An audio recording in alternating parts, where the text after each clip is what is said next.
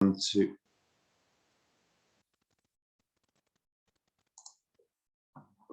just throwing me out of there.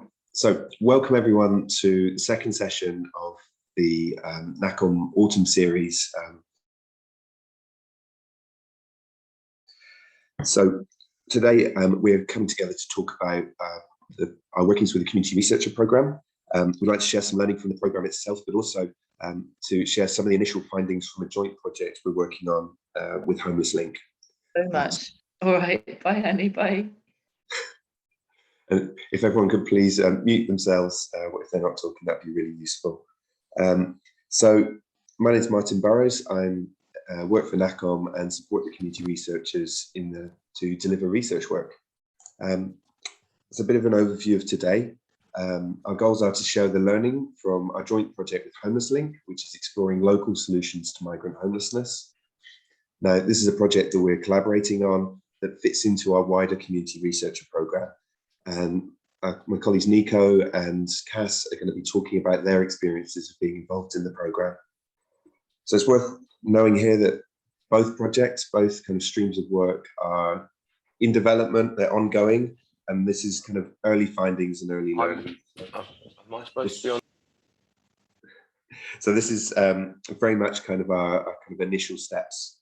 And I think it's fair to say that we don't know everything. And we know that within the group today, within the session, there's going to be a lot of people who've done some brilliant work within their own organisations. So we're going to end the session by going into breakout groups and learning from across the network about how expert experience work has been delivered around influencing. Now, I'm going to hand over in a moment to Jenny, and then just after that, Nico and Cass are going to talk through do their presentation. We're going to take questions all together at the end of Cass's presentation. If you have any questions going forward, please do post them in the chat, and I'll work through them when we get to that point. You can also raise your hand when we get to that point, and you can ask them then. Now, just to note, we're aware that some topics that might be discussed might be triggering, or people might be overwhelmed by some of the subjects that are brought up naturally in conversation. Now, if this is the case, we are offering a breakout room to people facilitated by Bridget, who's our chief exec. So if this is something that you're feeling, then please do just send us a private message to Bridget. She stands Bridget NACCOM on her name on Zoom, and she'll invite you to move into another breakout group. Okay, so I think that's it. I'm now going to hand over to Jenny Corbett from Homeless Link. Thank you. Hi, Martin. Hi, everyone. Thanks so much for having me. My name is Jenny Corbett, as Martin said. I'm a policy manager at Homeless Link for the last couple of years, and I lead on our non-UK national homelessness work, amongst other things. And since the beginning of this year, I've been really delighted to work with Bridget, Martin and the team on this project, this kind of short but substantive and exciting project running for a year, which is working really to find, it's called Finding Local Solutions to Non-UK National Homelessness. And really it came about in recognition kind of after the first wave, I suppose, of COVID, or as we towards the end of last year, recognition of, I think, firstly, the appetite for solutions amongst homelessness commissioners in local authorities, so amongst local authority decision makers, given the visibility and the completely kind of unprecedented situation where so many people who would not previously have been accommodated by a local authority were being accommodated, were visible, were very much in a real way where they should have been before, but made the business of the local authority. There was a real appetite for solutions, for new ways of doing things, and for not having to return to the status quo. But then also we realized how much of an absolute gap in kind of basic understanding or knowledge of what good practice could be, what the options were, even legally and otherwise, to kind of deliver this improved provision. So for that reason, we decided to build this project that tried to develop a roadmap for local authorities, aimed at local authorities, also the homelessness system, but specifically the local authority role within that, to try and sidestep that kind of, you know, assumption or kind of understanding that because the statutory roles are limited by law in some way, in the way that local authorities are able to accommodate people who might not have recourse to public funds or aren't eligible for other reasons, that doesn't mean that there is no role or duty or responsibility there to work with those communities. So that's what we were trying to shift. But it also, I think what the project was trying to do is to acknowledge very clearly the inadequacy of government policy on this issue, of the NRPF policy, and how it restricts what local authorities can do to accommodate, even to provide basic emergency accommodation in some circumstances, which is, you know, only surviving because it is pushing its responsibility down to the local authorities, down to underfunded local authorities, and placing them between a rock and a hard place. So we also saw this as an opportunity to kind of gather evidence to really spell out that aspect of this policy, that aspect of the impact of this policy, and try to challenge the NRPF policy from a kind of a cost efficiency angle, and challenge the effectiveness of it at every level, really. Not only on the impact on individuals, which is enormous and horrific, but also on local authorities and on decent local services. So that's where we were coming from in January of last year when we kicked off. And if you go to the next slide, this is kind of the process that we're in the middle of. So as Martin said, it's an ongoing project. Data collection is ongoing. But basically the shape of the project is in-depth research and engagement work, kind of partnered up with the local authority in 3 local areas. That's in Bedford, Haringey and Manchester City. In addition to kind of a bit of a magpie exercise of collecting pockets of good practice and good ideas from elsewhere from around the country. So basically trying to develop both a kind of a menu of what is possible, of what's good, of what the ideas and the approaches are, how they work, with a view to presenting them to commissioners and showing them how they are workable. But then also in those 3 areas that we selected because of their different populations that they're working with, the different approaches, but also their appetite to do something in the medium to longer term, going more in depth and really trying to pick apart what levers work, what doesn't, and how these kind of decisions can work in the wider system. In addition to that, and very importantly, NACCOM, Martin and Cass and Nico and some of the community researcher groups that are here today have been helping us to make sure that lived experience and expertise by experience is reflected in what we learn about as well. So we've carried out a focus group, we'll be doing more interviews and engagement with people who have no recourse to public funds, who've tried to or been accommodated by local authorities, to try and understand their experience as well. That's a national group, so that will be a big part of what we pull together.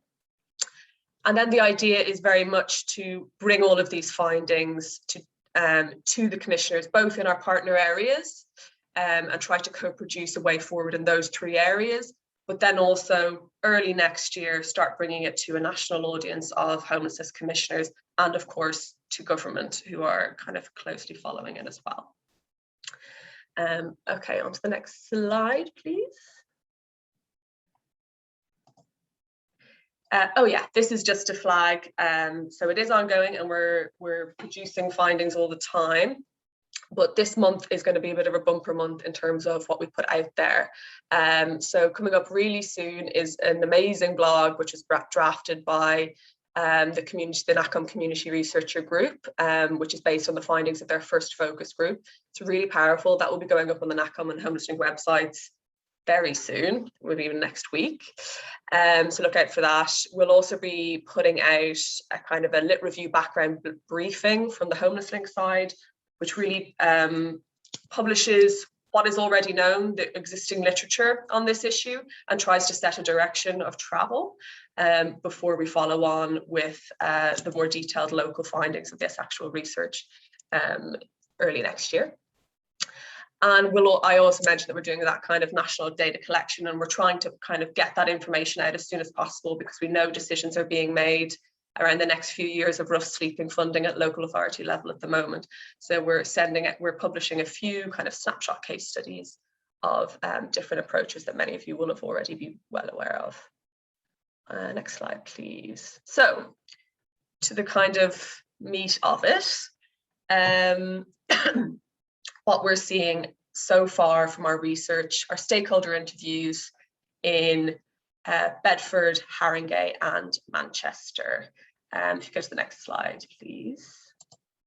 I think the overarching message, and we'll dig a bit deeper into this, but I think the overarching takeaway that I have from work with these three areas, and of course they were selected because they were areas that wanted to do better, that saw this as an issue and wanted to tackle it, and that is obviously reflected in their current approaches, though they do differ in how they're approaching things.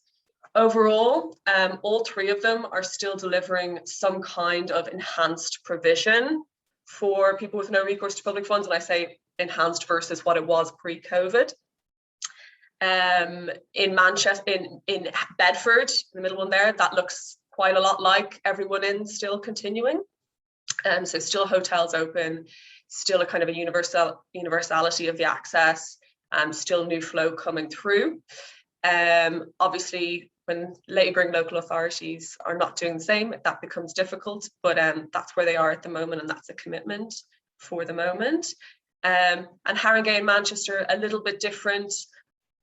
In some cases applying some kind of vulnerability criteria, but still attempting to accommodate who they can based on capacity. So when there's a kind of a fixed number of bed spaces, which again is still utilising hotels, still much more enhanced provision to what there was pre-COVID, but there is some kind of vulnerability criteria, not CARE Act level of high threshold vulnerability criteria, but some level of assessments going on that are not necessarily related to immigration status, as they might have been before, but still a little bit of that, some individual assessments going on for access. In Manchester, of course, you have, so in Haringey, we still have a hotel open, and plus a number of supported bed spaces which are dedicated NRPF. In Manchester, you have the A Bed Every Night provision, which many of you will have heard of, which is part funded by the Mayor's charity and was existing pre-COVID, has I think 60 bed spaces across, I'm not sure actually if that's Greater Manchester or Manchester City itself, I have to check, but has a kind of a dedicated NRPF bed space provision there, in addition to what they're calling the Incube pathway, which provides for people basically when those bed spaces are, when the ABEN bed spaces are full up. Overall, I think I would say there is a kind of a clear and in some cases kind of quite impressive commitment to try to keep people accommodated as long as possible. I think March is coming up as a flashpoint in many of these local authorities, March of next year, both in terms of the kind of the political commitments seem to be kind of, going along month by month, both because of uncertainty around national government funding and how long the funding can keep up, but also uncertainty about the legality and the pathway and the process of what will be possible. So there is an appetite to kind of take risks and to try and push that and to try and follow through this commitment to keeping people in and finding better solutions, but still very much, and we'll talk about it in the next slide, I think, a lack of clarity around government priorities, around not just about accommodation, but about the whole kind of support package that the local authorities could provide, could deliver through Rough Sleeping Initiative, RSI funding, which is the main funding stream that funds rough sleeping provision in local areas. That's a competitive process, so there's a lot of conversations, not just in these areas, but nationally, around government appetite for funding, what we would like to see a meaningful mainstreamed provision for non-UK nationals where it's needed, uncertainty about whether there would be appetite within DLUC, within the department for levelling up on actually funding that, quite apart from the uncertainty around the legalities and what is actually possible within the law. So there's a lot of really the gap is kind of appetite at the local level, but uncertainty around the direction of travel around for government as well as the legal side. On to the next slide, please. So like I said, a looming cliff edge approximately in March in some of these areas. But either way, there is a looming cliff edge in many other areas where provision still exists. You know, you're looking at, you know, it's similar, but running into winter provision. So you're going to see a shift in how provision works as well there. So different versions of what that cliff edge looks like kind of nationally for those areas that are still keeping people in. A lot of the other challenges are challenges that you see across homelessness provision for any kind of multi-agency homelessness work, you know, but in some ways I think accentuated for this group because of a lack of clarity around those long-term commitments and what that can actually look like. So there's a really clear need for a kind of a vision here and a pathway. So serious fragmentation across social services and housing and homelessness having a really massive impact on individuals. Capacity, of course, for the more complex immigration advice, even when immigration advice, as it has in all of those three areas, has been commissioned in, has been embedded, at least since COVID, the kind of absence of capacity for more complex or legal aid referrals, especially among EU nationals, real concern about substance misuse, mental health and trauma as a barrier to moving on, to employment in certain cases when people's ability to live independently is dependent on employment or ability to claim. You won't be surprised to hear that data sharing and trust comes up again and again. And that's both on the local authority side and the voluntary sector side as something that needs a better and clearer solution where people feel very uncertain about the boundaries of what they can do or can't do. But in practice, this is coming up as a real barrier to kind of coordinated casework across the different agencies that are involved in supporting people who are still being accommodated, people who have outstanding immigration issues. And then, like we see across homelessness, but again, perhaps more acutely here, is support when people are moved on, when people have been regularized, when people have a successful immigration outcome or a successful employment outcome, and the absence of kind of follow-on care, of peer-led support, of, I think, really engagement in that kind of, in the community organisations, especially in areas like Haringey and Manchester, where that might be really quite vibrant, you know, network of community organisations operating there. The kind of lack of kind of linking into that more informal support to keep people supported as they go along. On to the next slide. Some interesting, and this is very much, you know, not comprehensive, but I think it's fair to say from the conversations we're having with these local authorities, there are some emerging areas where we think action could definitely take place, and kind of conversations are starting in more depth around. And the first one, you won't be surprised to hear, which is very much reflected in what we've talked about the barrier of national policy here, not only in the actual legislation that stands and creates quite firm boundaries, but also in the kind of sense of leadership and priority and from government as well. And that comes down to what I mentioned about the appetite of government for funding through RSI projects that would be targeted at non-UK nationals, for example. So the need for kind of, to the degree that it's possible for these local authorities to set an explicit strategic direction for the voluntary sector in their local area, a medium to long-term strategy about what they want to deliver within the law, what's possible and what's not, and where they can use their soft power to leverage people to come in. And I think that's particularly important and something that hasn't been kind of at the top of the radar around using soft power to bring in housing associations, social landlords to start unlocking this accommodation block that they were facing post-March. Models of immigration advice in rough sleeping settings in particular, for people who have particularly complex needs, immigration advice that needs to work very closely alongside support work. That's something that is really being fleshed out, slowly understood in some areas. And it's something that we do know, notwithstanding what I have already said, that DLUC is very interested in looking at as well for RSI 5. The need for transparent data sharing policies where the local authority does stand on data sharing with the Home Office, what that looks like, what good practice is possible. Simply mapping and clarifying pathways. If we talk about a mainstreaming of homelessness provision that's targeted at non-UK nationals, in order to end rough sleeping, we need to kind of put in writing these processes, these informal processes that have come up during COVID. And then the kind of unanswered question, I put a question mark at the end of it because I'm not sure how kind of ready we are to actually take firm action on this, but it's certainly a massive priority and gap, is around what prevention looks like in this regard. There is such an enormous amount of hidden homelessness in all of the areas that we're talking about, for people who, even during COVID have not accessed support because they didn't know that they could, or they don't feel safe to do so. So what does the local authority's role look like in that, in engaging with voluntary sector organisations that are supporting that, and in providing, no questions asked advice. And that's kind of where we are, I think. And the next slide. Thanks. Oh yeah, and I was just going to wrap up with a mention of some of the national campaigning work that we're doing at the moment. Support Don't Deport campaign. It's gotten support from 13 councils so far. So if you haven't looked at it, it's a pledge campaign against the rough sleeping immigration rules, which are obviously part of government policy that is creating so much consternation around data sharing and uncertainty and trust. So do sign up. And I'm going to stop there and happy to answer questions.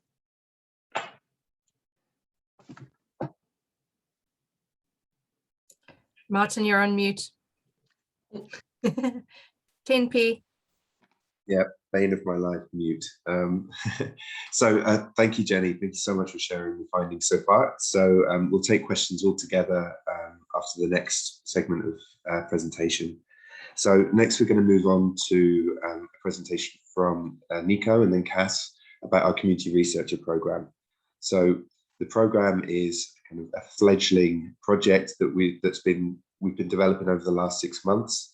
And it's really aimed at trying to ensure that NACCOM is strategically able to engage the voice of lived experience in the work that it's doing. So I guess it's a wider program and we're just beginning scoping for a new research project.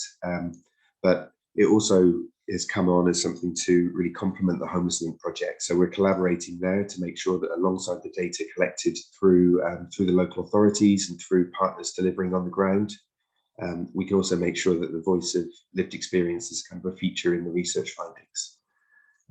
So I'm going to hand over now to Nico, who's going to talk a little bit about the community researcher program so far. Over to you, Nico.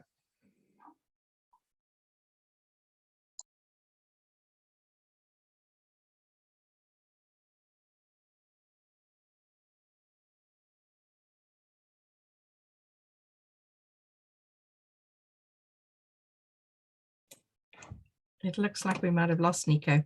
I think we've lost Nico. So what I might do is flip this around and let's go to Cass first, if that's okay, and then hopefully Nico can rejoin us in a moment and we can go next. Does that sound okay, Cass? Yeah.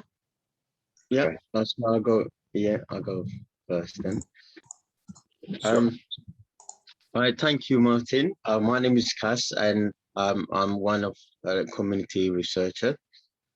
I'm just going to give a very brief presentation. Are you going to, Martin? Are you going to show me the first slide? Yep, I think that's the one that's up at the moment, Cass. Okay. All right. Sorry. I can't see. All right. Firstly, I would like to talk about some of the things we have learned about what works with our community researchers program.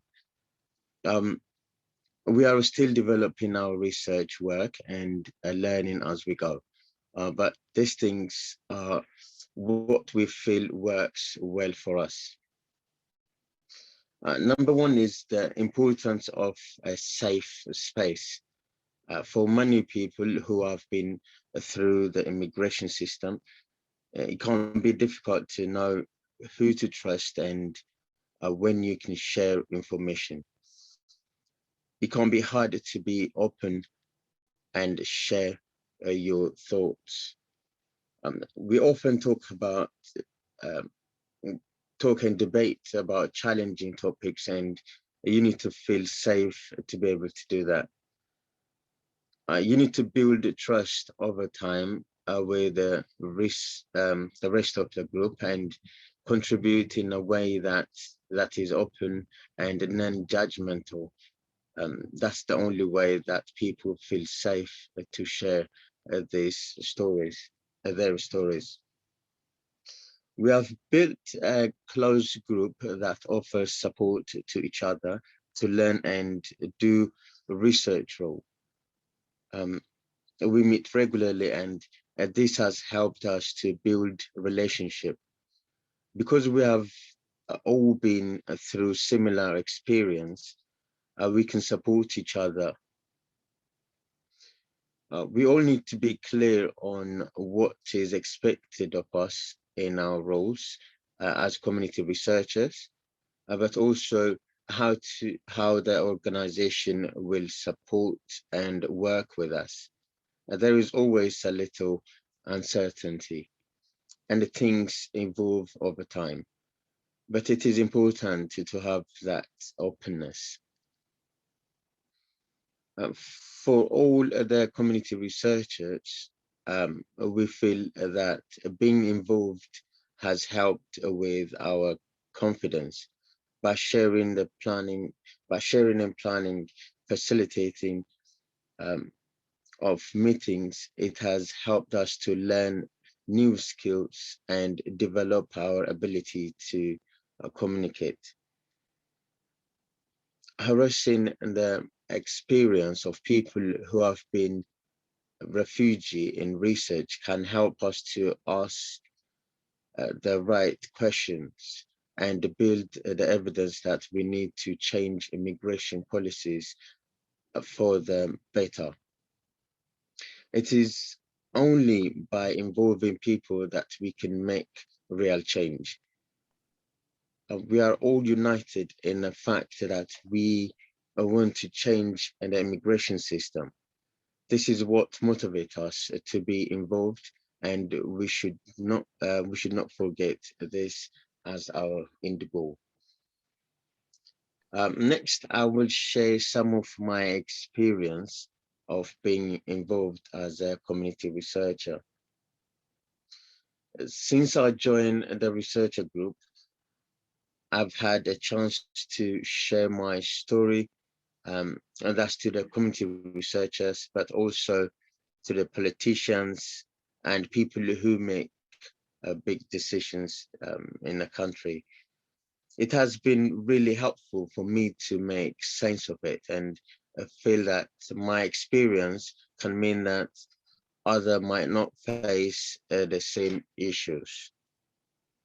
I've learned how to lead and facilitate groups, and that helps me to work more with other people. I've learned to communicate through doing that. I've also had training around how to communicate and use social media, and that has been really helpful. I didn't have a great communication skill before, and being a community researcher has helped me to build those skills. It has also given me some structure and something to look forward to. And before, I didn't have anything to do, as I'm not allowed to work. And now I have something to focus on. Overall, I feel I have become more confident.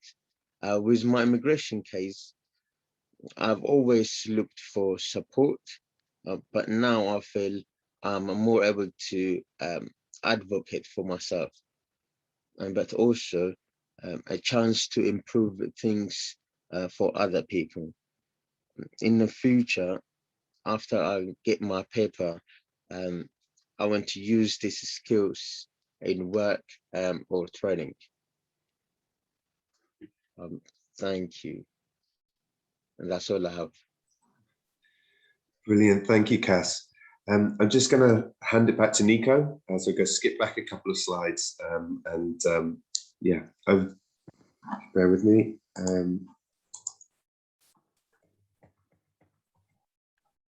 So over to you, Nico. Okay, thank you so much, Martin. I do apologize to everyone. Thank God I've got two laptops. The other one just crashed in the middle of the session. That is my biggest apology on that. That's technology. But anyway, yes, thank you. And thank you for everyone to be here for us today. And today I'm going to talk about the community research program, how we have set it up, and how we set it up, and give some of the emphasis to why and it can be effective to involve people with lived experiences of immigration control in the research and other activities that we do. And as a community researchers, we are NACCOM volunteers, we are participants, and design and lead NACCOM research work.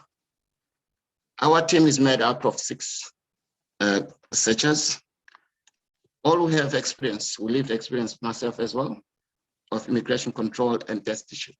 So please, if you don't understand English, not my first language, you can just give me a question if I miss something. Our goal is to use our experiences to deliver a research project that will improve the situation of people facing immigration control. We are from across the country, from London, myself, I'm in Glasgow, and so we're from different towns around the UK. In between, we have regular sessions, usually like 40 nights and online. So we'll talk about this, what Kaz was talking about. So I'm just actually adding up what Kaz was talking about. As a group of this, we discuss the areas of destitution, homeless, and migration that we wish to collectively research and NACCOM to deliver a research work. We are currently working to design a research project that is led by NACCOM, but we also cooperated with a homeless link, Jen was talking about earlier. Because my laptop's gone down. On the project that Jen discussed, I was trying to say that to deliver focused groups and interviews, which means I also interview a lot of people myself when I'm doing NACCOM work. So yeah, that's what we're doing. So Martin, do you mind to move the second slide, please? Sorry, phone is horrible. I need to switch it off. Thank you, Martin. Okay, good. So slide 2, as you can see, guys, you can read yourself if I can put so much on that. So we joined the program. We started by training over 6 weeks that looked at the research methods, safeguarding, ethics, and other key topics. We had ongoing training throughout the program, which means maybe I can top it up about the one I'm always excited about that done years ago, but it's not here today. It's called community reporting. It was great as well. So yeah. So I think I'm just gonna be quick on this one. While our core activity is research work, we have also been involved in other areas in NACCOM's work. For example, in the recruitment, strategy, development. So then that I can see it as well on the screen. So if I miss something, so I can help you, just watch the screen. So it's cool. I'm gonna just finish the slide 2 by saying that we have recently done a blind and review of the program, evaluate the program so far, and plan our next steps in our research. Kaz will talk, he's already spoken, sorry, he turned out. So yeah, that's it. Before I move to slide 3, if I missed something, please, or if there are any questions, you can do that after I finish that, if it's okay. So we can move to slide 3, please, Martin.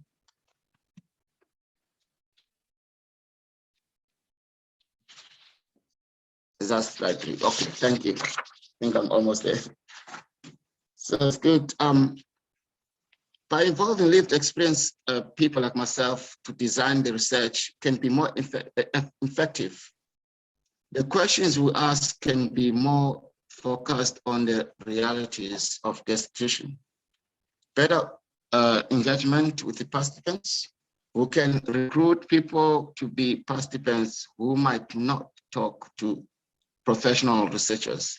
And we feel people can be more honest when they're talking to people like myself, lived experience, because they feel at least we're sharing the same stories and same lived experience. So that's why this research designed, like, as 6 of us, we think that if we can engage other people outside who lived experience like us, they're more trusting than professionals and stuff. So please, we trust everyone. It's not that, but that's why we think that we can do that. It works for us, but we trust everyone here. So identifying gaps in the net by engaging people who have fallen through the net into destitution. I think you understand, falling in the net means like home office. Sometimes they don't know where you live and you have no house, you have no public funds, you can't be supported. So that's where our research comes in as NACCOM.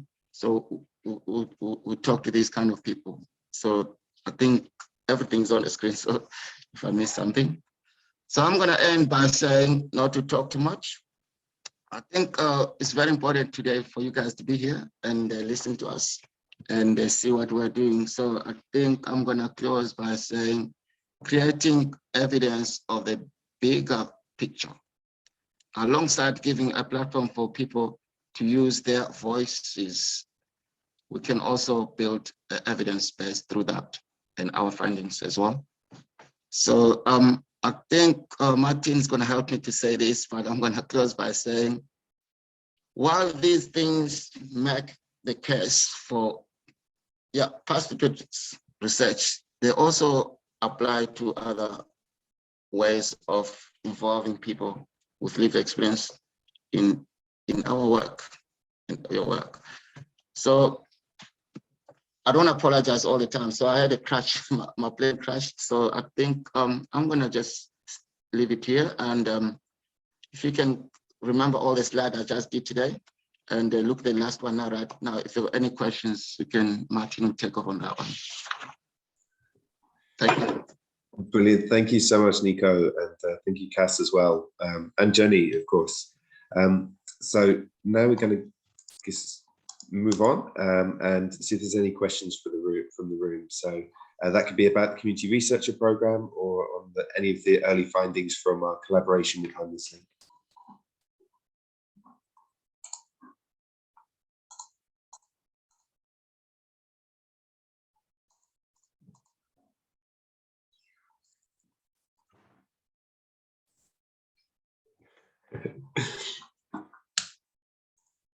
Not many people forthcoming. Okay. If there's no questions, I can maybe add up by saying thank you guys. Don't be shy and can ask us questions because we're here today. Great. Okay.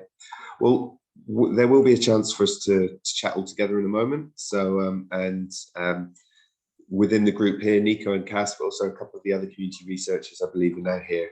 So you can ask any questions to them in the breakout groups. We've got a question. So this is from Claire, and the question is, what are some of the biggest barriers for people getting involved in using their voice? Nico, is that one you'd like to try answer, or perhaps Cass? Yes,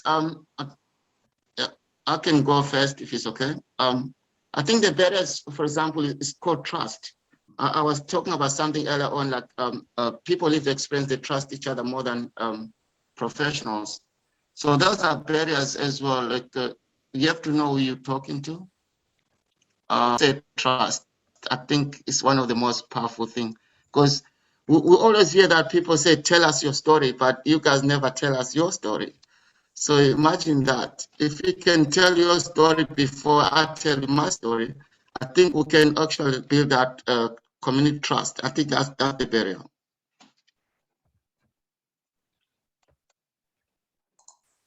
Great, thank you, Nico.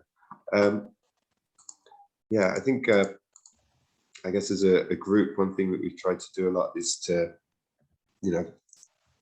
we have kind of planned sessions, but we also have a lot of time just to reflect and share and work through different stories. And I'm actually quite new to the group. I've kind of been only joined in the last couple of months when we had a change of staff, but I've been kind of so impressed at how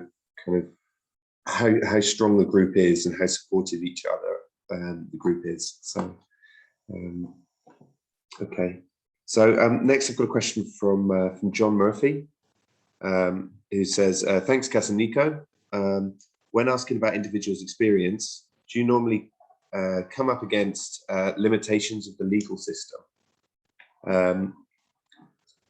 So Nico, is that, or Cass, is that something you fancy trying to answer? It's quite yeah.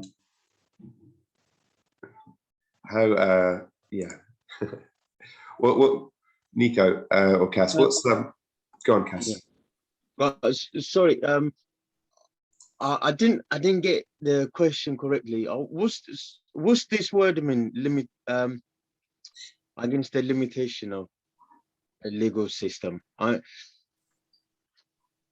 So I guess it's around how the legal system can cause challenges and stopping people from being able to share their stories, I guess. Yeah. Sorry. Should we come back to that one in a minute? Yeah. I've got a couple of hands up. Can I go to Sophie, perhaps? Hiya.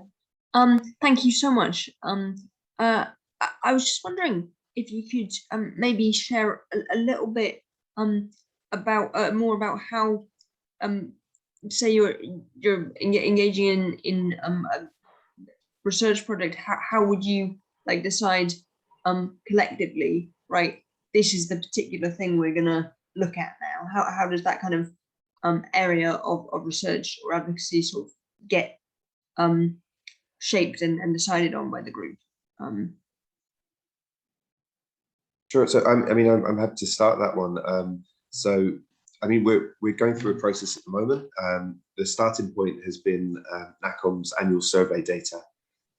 So we're looking at responses from members around changes in provision and changes in the environment at the moment. And we've been working as a group to kind of drill down into that data, provide some narrative around it, and try to build some understandings around what from kind of the experience of going through the system, what this data tells us about what might be happening out there.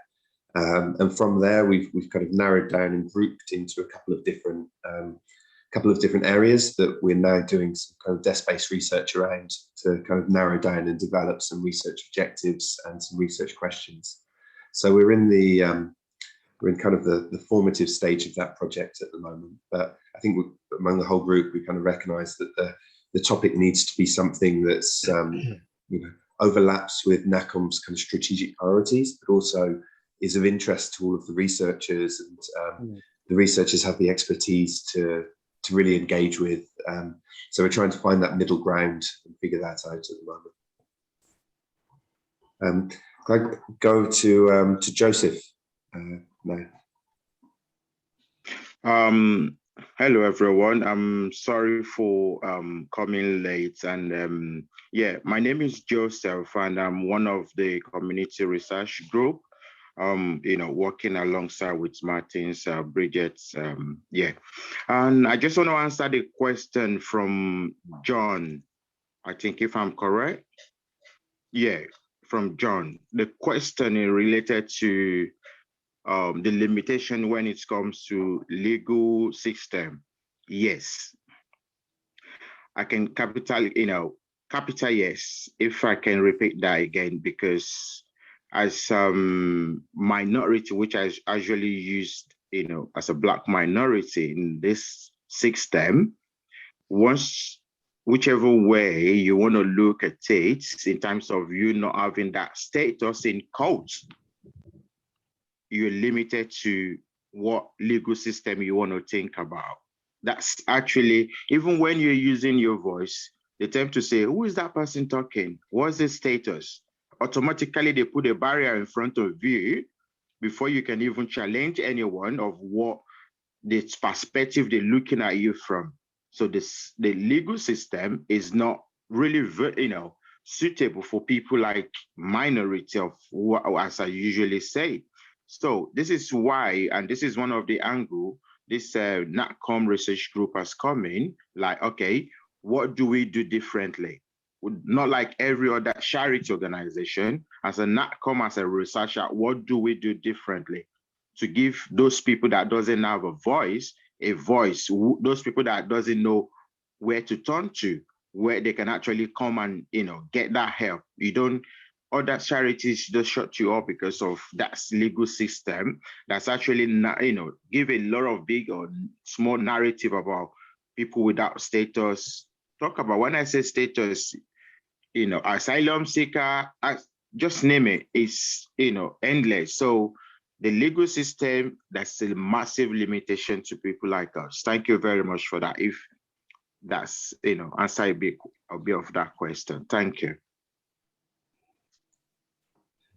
Great, thanks so much for responding to that, Joseph. Spot on there.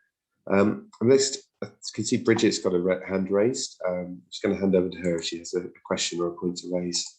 I have a question. I'm a participant today. My question is for Jenny, actually, because I know a bit more about the community researcher project, which I should do working at NACCOM. But I'm interested to hear from Jenny about what you see the value of kind of working with the community researcher group, and how what it's adding to your piece of work, because I think that's been one of the interesting things for me, and one of the things we're reflecting on as part of this 6-month review is really kind of embedding the community researcher work like in our strategic research program, but also interested to hear how it works with partners like yourself. Yeah, no, I'm glad you asked, actually. I think the experience, I think, has been extremely positive. In particular in this project, I've noticed, so we kind of, because of the structure, I think, of the group that, is meeting regularly, exists separately to our, minimal 1-year funding. And, you guys have created such Nico and Cass and everyone have created such a kind of a close and supportive group, but also like a really insightful group that has, ideas about the change that you want to make and that you've already articulated. And that in particular has been really helpful, because at the outset of the project, the conversations, I was able to observe the first focus group that we did, and we had early conversations about what the kind of questions would be asked in that. And I certainly noticed, because at the time when we were kind of trying to set up our kind of objectives and our kind of key lines for this project, it's having a lot of conversations with commissioners, and quite a lot. And while we might be trying to, achieve good things, quite a lot of the conversation kind of was quite unambitious in a way, or, and you'd risk, and I hope we wouldn't have ended up there, but you kind of risk kind of falling down to the lowest common denominator. Okay, we're just going to talk about getting people into accommodation, and that's not really enough, because that's not really going to work. And so I hope we would have gotten there, but the early conversations and building in conversations with you guys, we were straight away talking about quality and what worked and the details of support and all of that. And that really gave us a really good foundation to be able to push commissioners further on that as well. And the bit that hasn't happened yet, but that I'm particularly excited about, is that you guys will be able to, because you've been taken on research roles in this project, rather than, just having to talk about your personal experience or anything like that. Later down the line, we'll be arranging a session where both I, as a researcher, and you guys as researchers on the project, present our findings to the commissioners that we've been working with, and kind of work through some recommendations for change. And I think that's going to be also a really kind of effective way to kind of crack through that kind of, quite rigid way of thinking of, what are other people doing, and kind of crack through to why they're doing it. So I'm quite excited about that and reporting back on that as well. But yeah, really, really, really helpful. Good challenge all the way along. Great, thank you for responding there, Jenny. Are there any other questions? If not, I think I'll move us into our breakout groups. Speak now if you have any last questions. Okay, I'll take that as a no. Next up, we're going to break into some breakout groups for 20 minutes. I believe there'll be 3 groups. Now, there's some questions we'd like you to explore within these groups. So I'm just going to share my screen, and I'll post these in the chat for you as well. So these are the questions. So what examples do you have from your own work where working with experts by experience has helped to create change? How did it work and why? And the second question is, what steps could you take to better involve experts by experience in influencing work? Now, when we talk about influencing work, you know, there is the kind of the grand scale driving for policy change across the country. But I think it's also important that we remember that change can be made locally, and you may have examples of where you've been able to influence a local commissioner or leverage a piece of funding, or within your own organizations where working with people with lived experience has helped you to shape your own services, or the way your own organization is delivering something. So those are the questions. You'll have some NACCOM staff and some researchers spread across different groups to share their experience. And we've got 20 minutes to cover this. And afterwards, we're just going to ask each group to give one key point or one idea that's been raised. So at the end of the breakout group, please do elect someone to feedback very briefly. Okay, thank you. So we're going to go to the breakout groups now, please.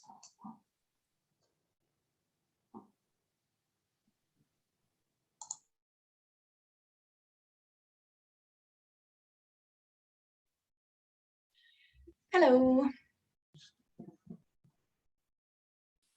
Hey. Hello, hello. Hi.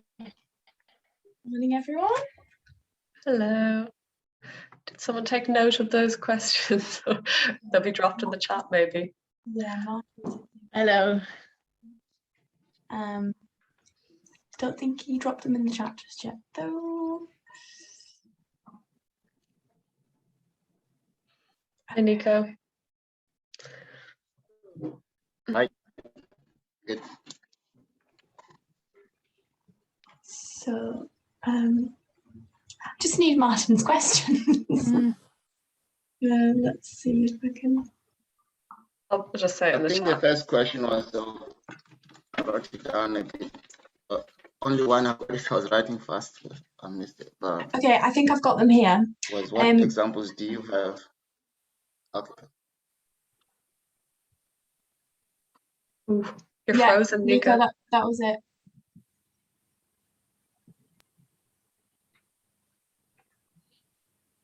Oh. I've got both Laura and Nico frozen. I don't know about everyone else. Yeah, I don't know. So I just wrote one question, so that's not enough. I don't know if every group have to read all of them, or we should take one. I think this is the questions. What I've got here is called, what example do you have from your own work towards this research? I think, NACCOM. I didn't finish. Oh yeah, here it comes. So what examples do you have from your own work where working with experts by experience has helped to create change? How did it work and why?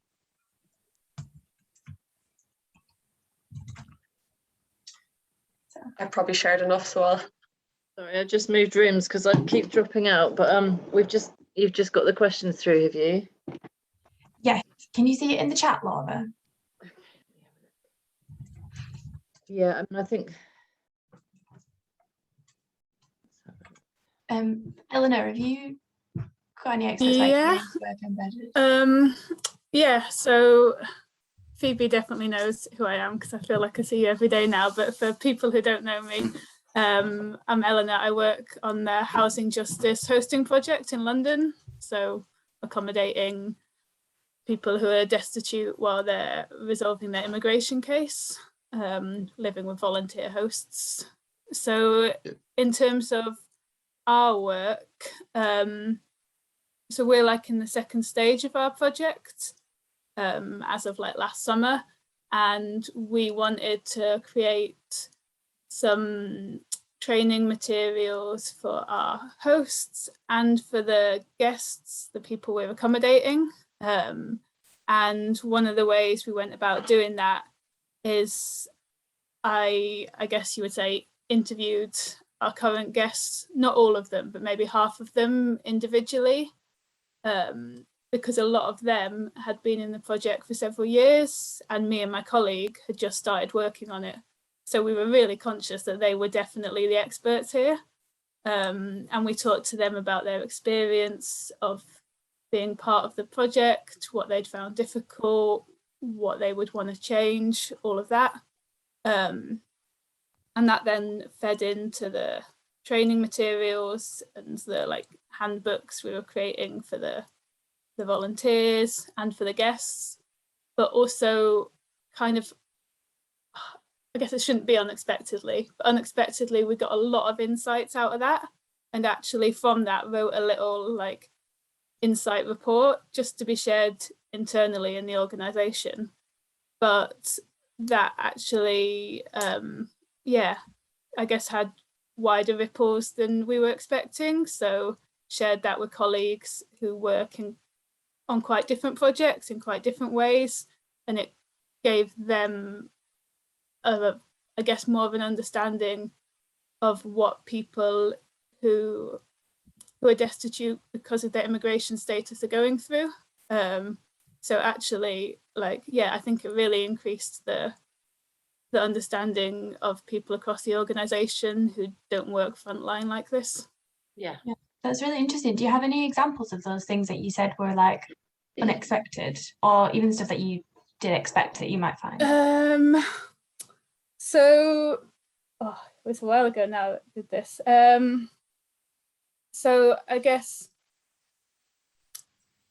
so some of it was, hearing from people who, when they like newly come into the project, it's this big flurry of they've had nowhere to live and now they've got somewhere, and we as the people who are like providing accommodation assume this is like a good step for them and it's all great and they're smiling and they're grateful.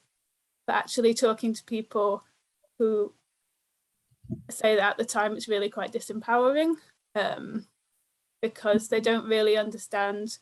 If they've not lived with a host before, they maybe don't understand what hosting is. And they're just saying yes to it because it's somewhere to live and it's better than being in a shelter on the street.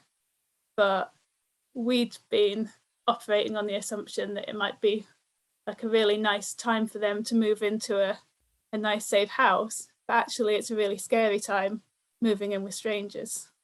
So that sort of insight that, it was really valuable to have. That sounds really relevant, to what we do as well. Yeah, what were you Bristol Hospitality Network, Laura? Yes, hi, sorry. Bristol Hospitality Network. So similar to Housing Justice, we find volunteer hosts with spare rooms in Bristol for people who've been refused asylum and working on putting in a fresh claim. So we also run a men's house, which is 12 rooms. And there's a very different dynamic between that and the hosted family home environment. So my job is hosting, so I'm trying to place people in the right place where they'll be comfortable and where the hosts will be comfortable. I think we've used the knowledge of people with lived experience, because we host for so long, we get to know people quite well. And we had a kind of breakthrough when a Palestinian man shared with us, we were trying to work out why lots of guests were avoiding their hosts and just kind of passing ships in the night, coming in to sleep and leaving, or coming in to eat and leaving, and not having any interaction at all. And we were talking to him about why that might be, and he was saying, well, there's lots of reasons. Sometimes it's, you know, feeling like you were saying, Eleanor, kind of living with strangers, not knowing what the rules are, feeling uncomfortable, but also young men in their situation sometimes don't have a lot of English and are at a disadvantage, also don't understand what the cultural rules are in a house, but most importantly, are often living a secret life because they're working illegally because they have to, because otherwise they wouldn't survive. But they don't feel like they can tell their hosts that.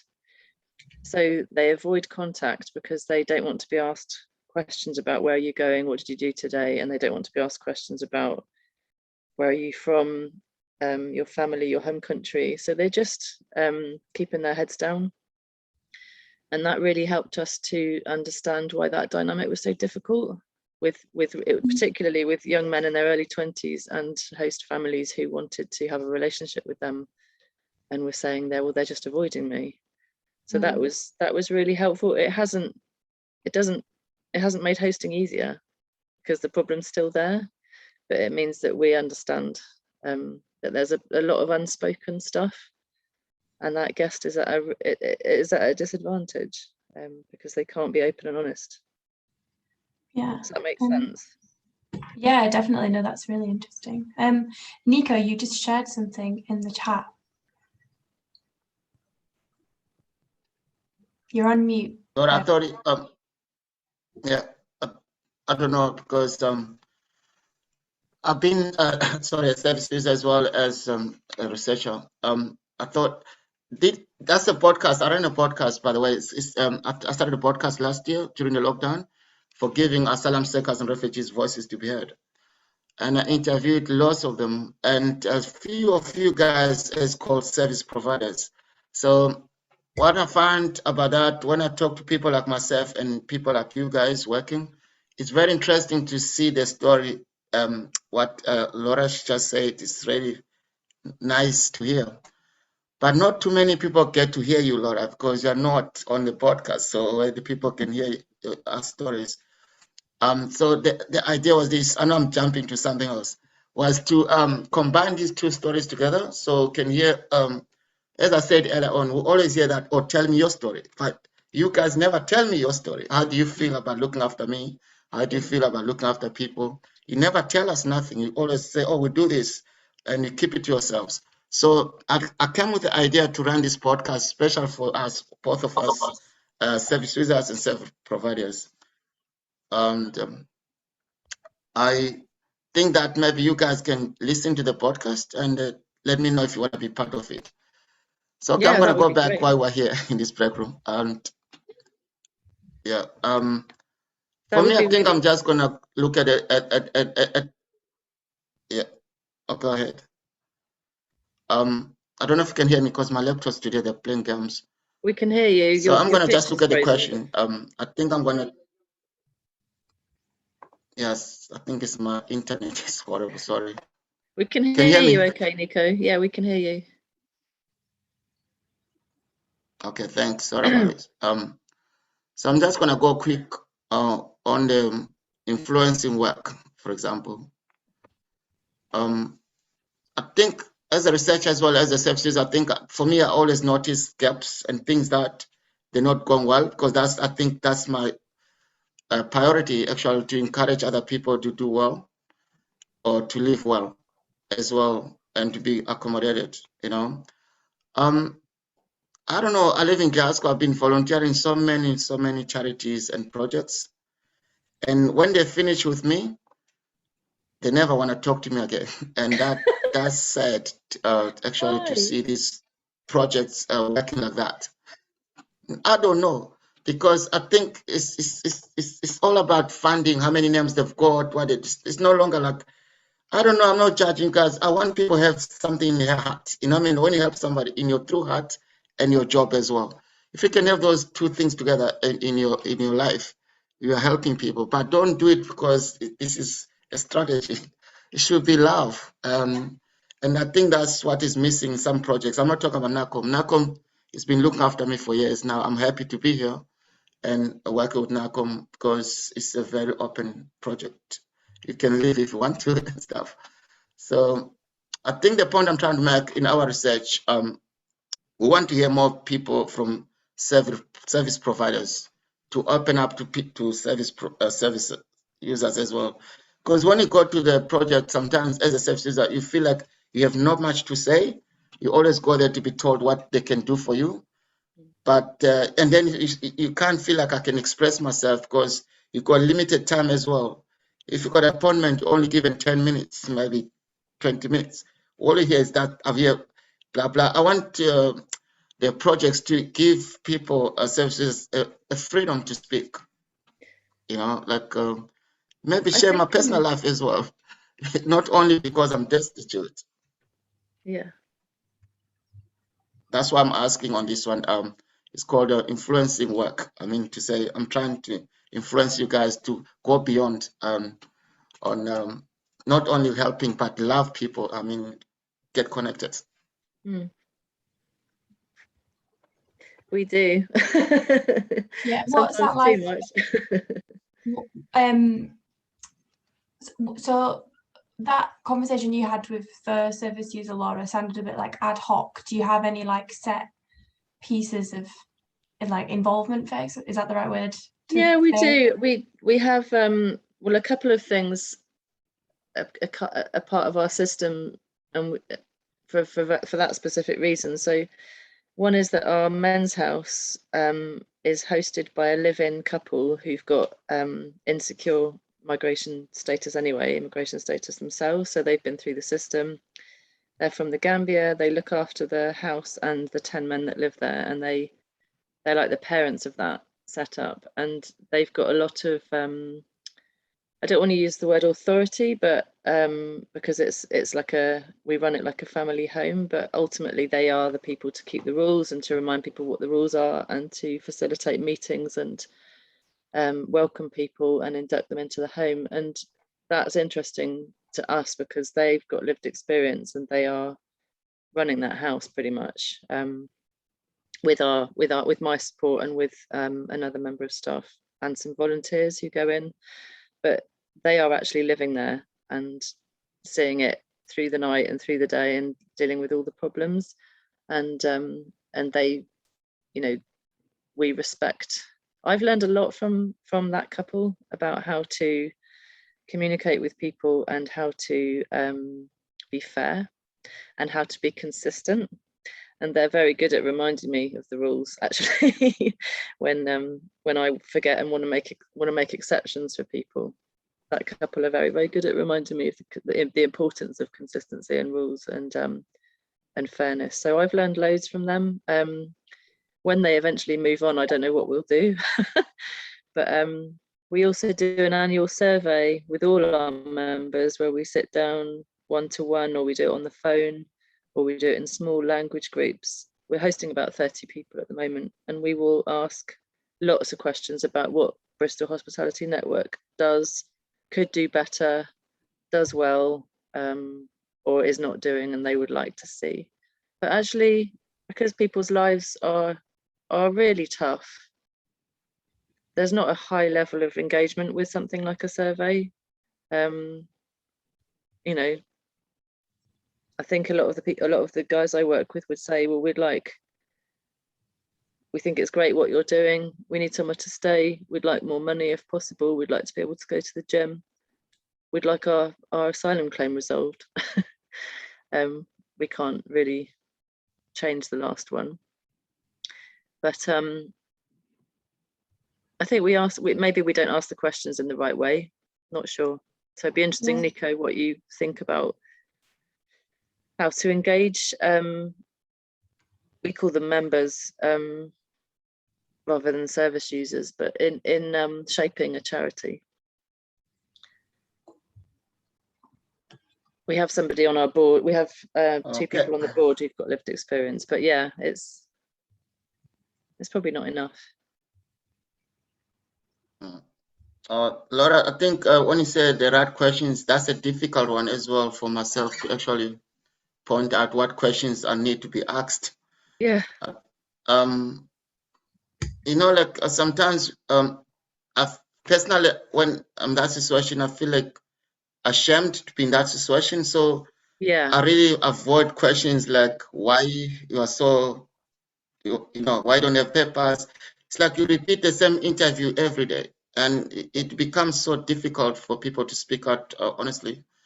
And we're all trying to be normal, you know what I mean? Be normal. I want to be normal, like, you know, and walk outside freely and don't feel like you have to be asked a question why you're here and what happened to you and stuff like that. And I can see that actually as a barrier to people, service providers, to ask questions, because you think like, I'm kind of judging this person, or it's a very difficult one. But I think that's why NACCOM as researchers were working to find out what suitable questions we should ask to each other and stuff like that. Personally, I think we should actually work on that, what questions are and stuff. Yeah, it's a difficult one. People who are destitute, you're hopeless, by the way. Like you have nothing. You can't say I'm a human. You're just walking, you know, and it's sad. Yeah, I don't know. It's I don't know. I can't come up with anything than painful feelings. And maybe I'm a little bit better because I've got positive thinking, and I give up about worries because I know that life is we're all passing by. It doesn't matter if you're a billionaire, you've got houses, we're all gonna be dead one day. So the only thing sort of it's not negative. I'm just saying this is how I view my life, that I'm not here for too long to actually worry too much, but I'm here to live longer in a healthy way and help other people. So if you can have that mindset, thinking, these houses we're living is not forever, and you'll be fine. I think, you know, that's me. That's why I live my life. I know that I'm not gonna be here for 500 years. That would be a nonsense to think that way. So I think to think 500 years and break it down to 6 months, 1 year, 20 years, it make life easier. Yeah.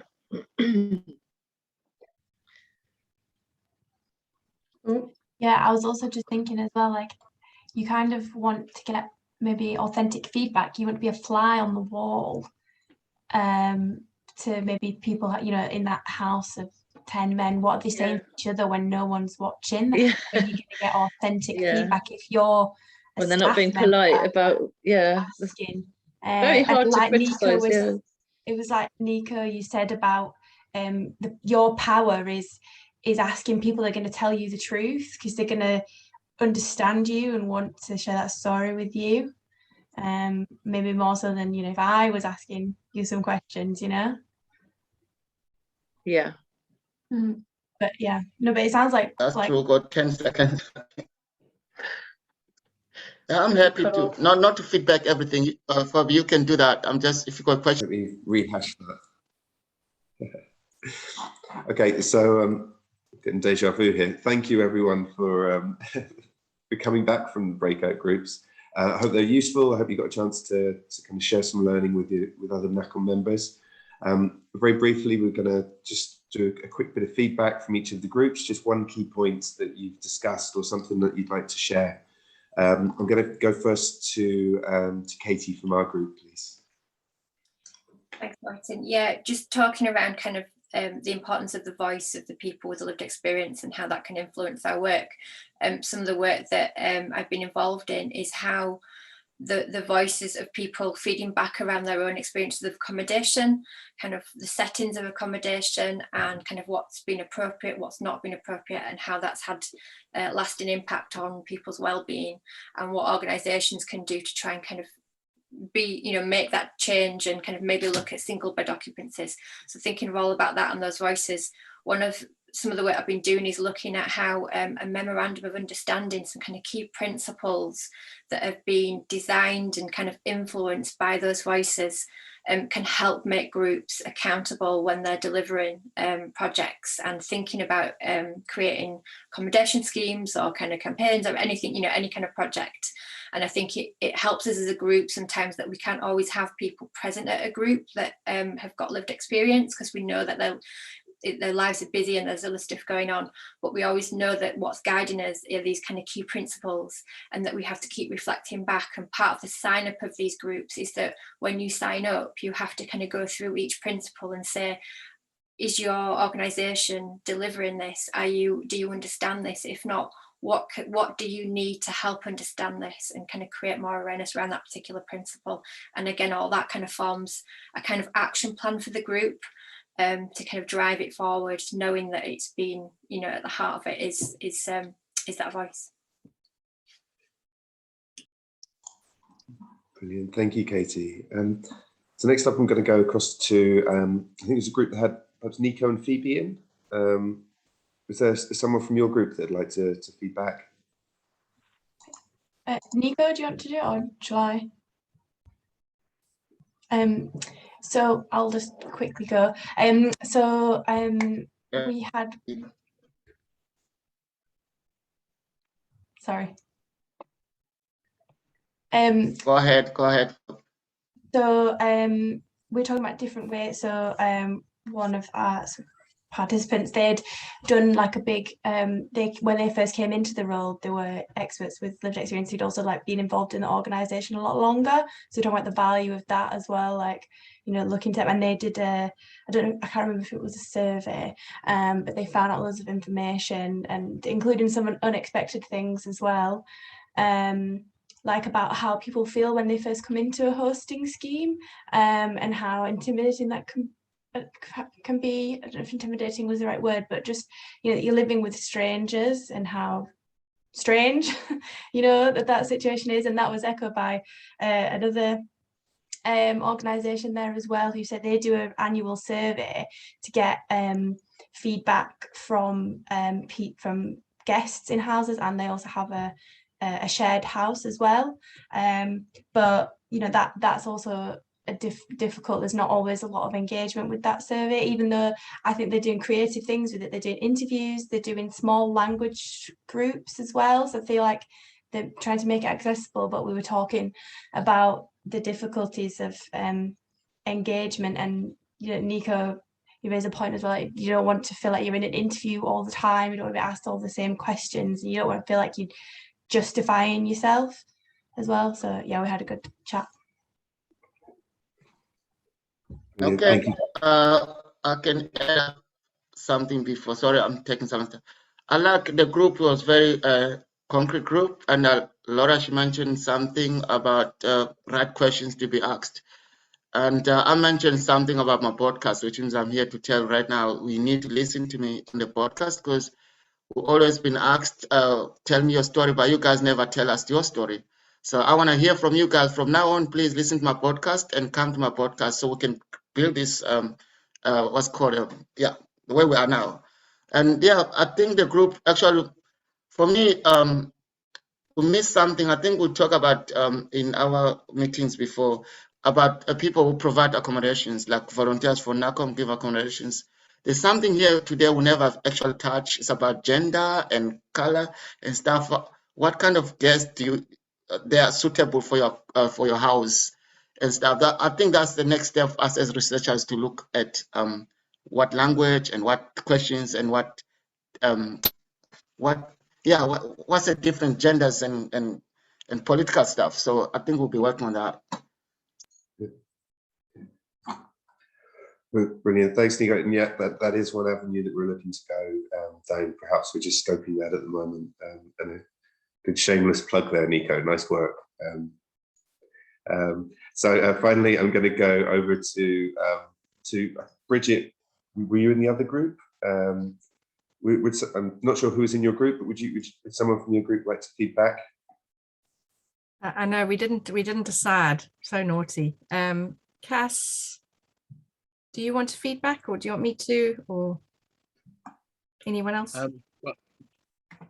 Go ahead. I'll let you. You can correct me. Just thinking of sort of different stuff. We had some like really interesting discussions about and a couple of things, because, you know, I'm rogue, I'm not going to stick to one, is the importance of building trust, because for people it's really difficult. So many other statutory services and system that people access with experts by experience access, they don't feel safe. So building trust, ensuring that there's an outcome. So it's not just sort of engaging with experts by experience and saying, oh, thank you for telling us that, goodbye, that something changes as a result of it. There's an outcome to the work. And we sort of ended the conversation by saying this is a very particular way of engaging with people and a program, and the 6 community researchers are absolutely the right people to be on that program and invested and interested in that particular way of doing things. But there's lots of different ways of doing it, and it's really about looking about what works for the people you're working with in your organization. So, you know, and that would be something actually interesting for us. That's certainly an area of interest for us as an organization, is kind of developing that area of work and sharing. Community researcher program is one particular way of doing it. It works really well for us, but there's lots of other ways. Brilliant. Okay, thank you so much, Bridget. Yeah, I think that's all of our groups, and we're managing to finish just about on time, which is astounding. Good work, guys. So this is only the second session of NACCOM's kind of autumn series of workshops. Got another session tomorrow, which I'm going to ask Bridget to tell us what time that is. And the AGM session is due on Thursday. So Bridget, would you mind just hopping in and letting us know what time it is? Absolutely. We've actually got a session this afternoon on hosting, and another one, 2 tomorrow. So one in the morning on sort of a strategic approach to working in Wales, and in the afternoon, IMEX are delivering a session on framing. So there's still time to sign up to all of them. So just either go to your original link or drop us a line at office@naccom.com. And then, as Martin said, our AGM is on Thursday from 1 to 2:30, and really encourage people to come along. We'll be launching the impact report and the results of our annual review there too.